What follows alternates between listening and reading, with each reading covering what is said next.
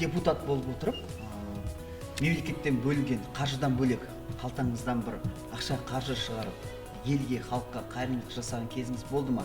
Әрине, ес біліп, ел ісіне араласқалы үздіксіз және тұрақты түрде көмек беріп жүрем. Кеше өздеріңіз жақсы білесіздер, жаһандық пандемия кезінде өзіміздің Жетісай аудандық орталық ауруханасына ИВЛ аппаратын сыйға тарттым, отбасым артынан, және де продуктылай көмек беріп отырдым.